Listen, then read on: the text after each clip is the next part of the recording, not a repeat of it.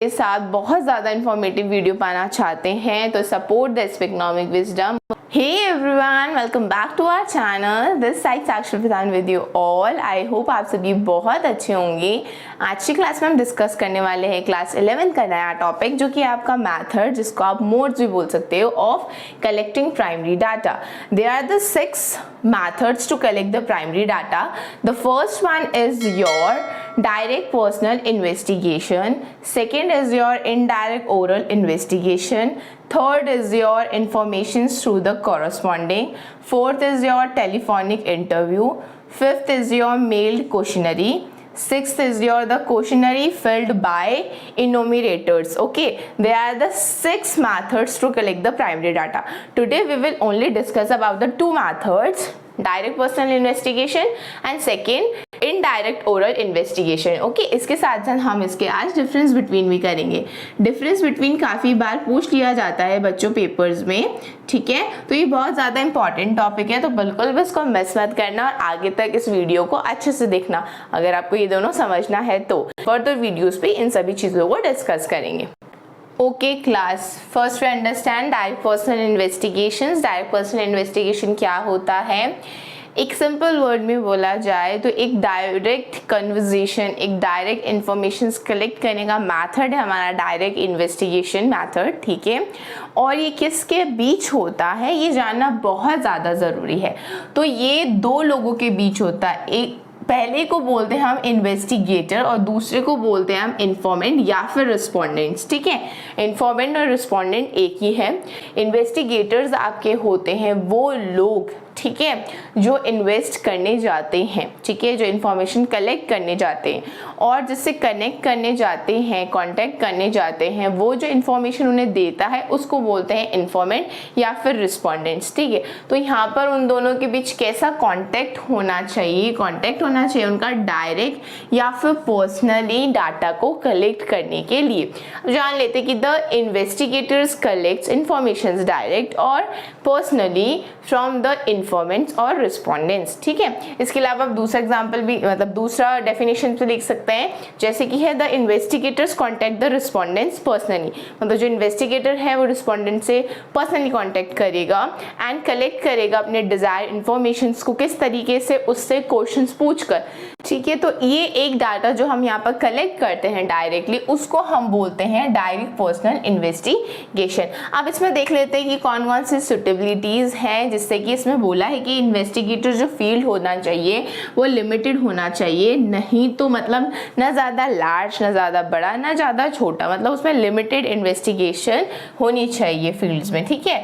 Next हमारा है कि originality of data is required. यहाँ पर एक ओरिजिनलिटी ऑफ डाटा मतलब ओरिजिनल डाटा यहाँ पर रिक्वायर्ड होती है, क्योंकि हम ये प्राइमरी कलेक्ट कर रहे हैं, ठीक है। प्राइमरी मेथड्स पढ़ रहे हैं ना हम।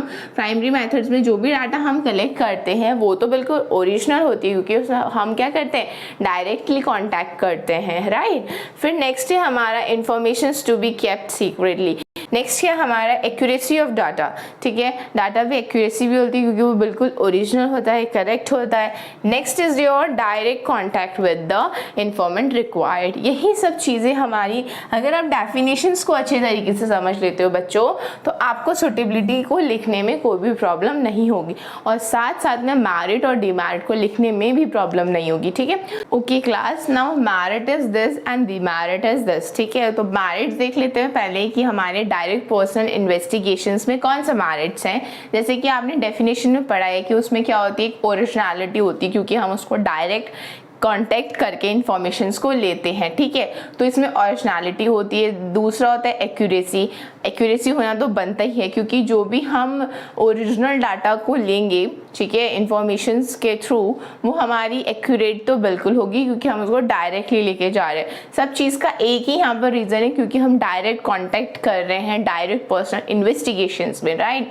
अब यहाँ पर है थर्ड, रिलायबिलिटी। भरोसेमंद होता है जो भी इंफॉर्मेशन हम किसी को देने जा रहे रहे हैं इन्वेस्टिगेटर को, इन्फॉर्मेंट जो भी इंफॉर्मेशन देने जा रहा है वो भरोसा करके ही तो उसको इन्फॉर्मेशन देगा, राइट। नेक्स्ट आपका है रिलेटेड इन्फॉर्मेशन। हम जब किसी का इन्फॉर्मेशन निकालने जाते हैं, अगर हम सेकेंडरी डाटा को यहाँ पर यूज़ करते हैं, मान लीजिए अगर हम सेकेंडरी डाटा को यहाँ पर यूज़ कर रहे हैं तो सेकेंडरी डाटा में हम जो भी इंफॉर्मेशन हमें चाहिए उससे रिलेटेड जितनी भी इंफॉर्मेशन होगी हमें वो नहीं मिल पाएगी इतनी ईजिली। लेकिन अगर हम प्राइमरी डाटा में डायरेक्ट पर्सनल इन्वेस्टिगेटर को यूज़ कर रहे हैं तो उसमें हमें रिलेटेड इंफॉर्मेशन, जो हम इंफॉर्मेशन लेने जा रहे हैं उससे रिलेटेड जो भी इंफॉर्मेशन होंगे वो हमें ईजिली मिल जाएंगे, ठीक है। नेक्स्ट होती है इसमें इलास्टिसिटी। क्यों हम इसको इलास्टिक बोल सकते हैं? क्योंकि जो भी क्वेश्चंस हम सेट करेंगे उसको हम अरेंज कर सकते हैं, उसको हम एडजस्ट कर सकते हैं अपने क्वेश्चंस, अपनी इंफॉर्मेशंस के अकॉर्डिंग, ठीक है। फिर हम बात करते हैं डीमेरिट की। तो डीमेरिट क्या है, ठीक है, आपने डेफिनेशन में ही पढ़ा था कि भाई हम इसमें लिमिटेड एरिया को ही कवर करते हैं, हम ज़्यादा लार्ज एरिया को कवर नहीं करते। तो दो तो यहीं निकल के आ गए कि difficult to cover the wide area. Wide मतलब बड़ा एरिया हमें कवर करने में बहुत ज़्यादा डिफ़िकल्टी होती है डायरेक्ट पर्सनल इन्वेस्टिगेशन में, ठीक है। वहीं पर अगर हम लास्ट पॉइंट की डायरेक्ट मैं बात करूंगी क्योंकि ये इससे ही कनेक्ट करता है, लिमिटेड कवर एज, ठीक है। मतलब डिफ़िकल्टी तो होती है बड़े एरिया को कवर करने में, लेकिन हमें लिमिटेड एरिया को ही कवर करने को मिलता है, तो ये भी एक डिमेरिटी है इसका। कॉस्टली, ये बहुत ज़्यादा कॉस्टली होती है क्योंकि यहाँ पर डायरेक्ट कॉन्टैक्ट हो रहा होता है। मैंने बोला ना सभी का एक ही रीज़न है, पर्सनल बायस भी होता है क्योंकि यहाँ पर डायरेक्ट कॉन्टैक्ट होता है, राइट। कोई किसी को जानता है तो उसको ज़्यादा एडवांटेज दे देगा और वो किसी को नहीं जानता है तो उसको कम एडवांटेज देगा। इस तरीके के पर्सनल बायस भी यहाँ पर देखने को मिलते हैं। तो ये तो था आपके मेरिट और डीमेरिट्स। आई होप आपको मैंने बहुत ईजी वे में इसको बताया है, आपको समझ में आया होगा। Okay class, now we will discuss about the indirect oral investigation, ठीक है। अब इनडायरेक्ट ओरल इन्वेस्टिगेशन क्या होता है तो ये देख लेते हैं ये क्या है। तो ओरल इन्वेस्टिगेशन हमारी जो होती है उसमें थर्ड पार्टीज हमें, मतलब थर्ड पर्सन हमें या थर्ड पार्टीज हमें इंफॉर्मेशंस देती हैं, ठीक है। और ये जो भी डाटा कलेक्ट हो रहा होता है वो हो रहा होता है ओरली। तो यहाँ पर देख लेते हैं क्या लिखा है, indirect oral investigation method of getting information from the third parties, right. It is collected orally from the other person. ये कैसे कलेक्ट होता है? ओरली होता है, इसलिए इसका नाम क्या है?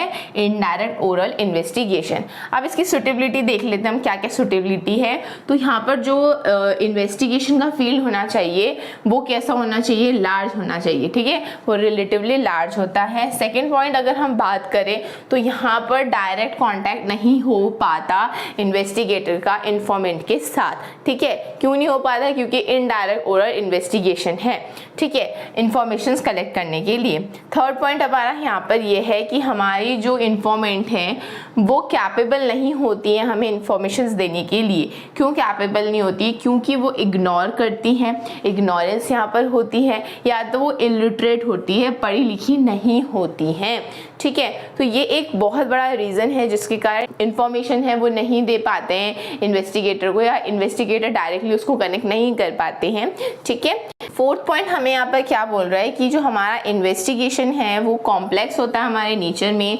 जो भी हमें इंफॉर्मेशंस देता है वो क्या होता है? एक्सपर्ट होता है, वो ही हमें इंफॉर्मेशंस दे पाता है। Okay class, now we will discuss about the merit and demerit. Okay, direct personal investigator का मेरिट और डीमेरिट देखते हैं। इसमें आपको 5 पॉइंट्स देखने को मिलते हैं, इसमें आपको 3 पॉइंट्स देखने को मिल रहे हैं, ठीक है। ये मेरिट है वो बहुत ज़्यादा हद तक अपोजिट है हमारे डायरेक्ट ओरल इन्वेस्टिगेटर से। देखो, पहला है आपका वाइड कवरेज। यहाँ पर जो एरिया जो कवर होती है वो बड़े एरिया पे होती है, ठीक है। लेस एक्सपेंसिव, यहाँ पर पैसे कम लगते हैं। Third, expert opinion. Expert opinion में क्या होता है? जो हमारा इन्वेस्टिगेटर होता है वो ओपिनियन लेता है एक्सपर्ट से, जिसके कारण जो उसकी इंफॉर्मेशन है वो मोर रिलायबल हो, ठीक है। Fourth is your free from bias. Free from bias का यहाँ पर मतलब है आपका पर्सनल बायस से, ये बिल्कुल फ्री होती है हमारी पर्सनल बायस से। इसको सिंपल, इस मेथड को सिंपल मेथड भी कहा गया है। कॉम्प्लेक्स तो होते हैं नेचर में, लेकिन इसको कहा गया है कि सिंपल मेथड, इसको डाटा को कलेक्ट करने में बहुत ईजीली डाटा कलेक्ट हो जाती है। डीमेरिट की अगर हम यहाँ पर बात करें तो लेस एक्यूरेसी होती है। लेस एक्यूरेसी क्यों होती है बच्चा? अगर हम मेरिट से इसको इसको करें तो यहाँ पर ना मोर रिलायबल करने के लिए एक्सपर्ट की ज़रूरत पड़ रही है, ठीक है। लेकिन ये तो नहीं कहा है ना कि ये बिल्कुल रिलायबल है, ठीक है। तो ये हमारी लेस एक्यूरेट होती है क्योंकि ये हम इसको डायरेक्टली नहीं कलेक्ट कर रहे, इनडायरेक्ट ओरल से कलेक्ट कर रहे हैं। बायस पे देखो, यहाँ पर आप बोल रहे होंगे या फ्री फ्रॉम बायस लिखा है या बायस लिखा है, ऐसा कैसे? तो यहाँ पर मैंने लिख भी रखा है कि possibility of the personal bias of the witness giving the information. जो इंफॉर्मेशन थर्ड पर्सन जो इंफॉर्मेशन दे रहा होगा सेकंड पर्सन का, वो पर्सनल बायस वहाँ पर कर सकता है। इन्वेस्टिगेटर तो नहीं करेगा, लेकिन कौन करेगा? जो विटनेस होगा, ठीक है वहाँ पर। तो नेक्स्ट है ये लास्ट, डाउटफुल कंक्लूजन। यहाँ पर डाउटफुल कंक्लूजन रहता है क्योंकि यहाँ पर एक एक्यूरेसी नहीं रहती है, एक रिलायबिलिटी नहीं रहती है, ठीक है, और बहुत बड़े एरिया पे इसको कवर भी किया जाता है। तो यहाँ का जो कंक्लूजन होता है वो डाउटफुल में होता है। आई होप आपको मैरिड और डिमेरिड इनडायरेक्ट ओरल इन्वेस्टिगेशन का समझ में आया होगा। Okay class, now we will discuss about the difference between direct personal investigation and indirect oral investigation. This is the most important topic. ये बहुत ज़्यादा पूछा जाता है आपके पेपर्स में। अगर आपने अभी तक जितना भी मैंने पढ़ा है वो अच्छे से पढ़ा होगा, अच्छे से सुना होगा, तो आप इजीली डिफरेंस बिटवीन कर सकते हैं। मैं बहुत ज़्यादा ईजी लैंग्वेज में आपको डिफरेंस बिटवीन यहाँ पर समझा रही हूँ, और अगर आपने पढ़ा है तो आप अपने आप भी लिख सकते हैं, ठीक है। तो पहला है आपका इसमें कि यहाँ पर क्या होता है, डायरेक्ट कांटेक्ट होता है इन्वेस्टिगेटर का इन्फॉर्मेंट के साथ, ठीक है, तभी वो डायरेक्ट पर्सनल इन्वेस्टिगेशन है। एक तरीके से ये समझ लीजिए जितना भी अभी तक हमने पढ़ा है उन सबकी ये समरी है, ठीक है। फटाफट से देख लेते हैं इसको, टाइम भी बहुत ज़्यादा लंबा जा रहा है। The field of the investigation is small. जहाँ पर ये जो फील्ड है इन्वेस्टिगेशन की वो स्मॉल होती है।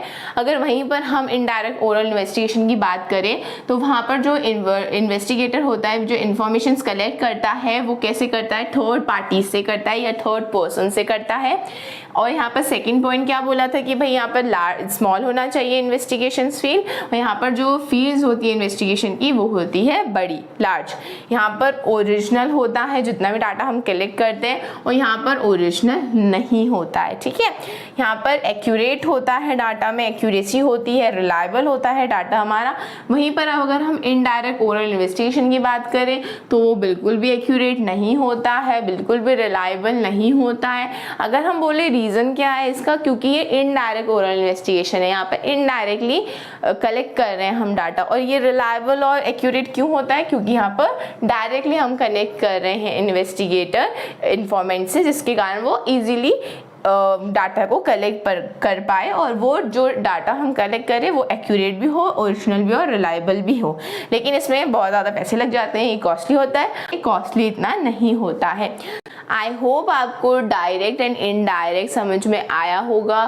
फिर भी अगर आपको कोई क्वायरीज हैं तो आप मुझसे कमेंट बॉक्स पर पूछ सकते हो। अगर आप मेरे साथ बहुत ज़्यादा इन्फॉर्मेटिव वीडियो पाना चाहते हैं तो सपोर्ट द स्पिकनॉमिक विजडम। तब तक के लिए टेक केयर, बाय बाय।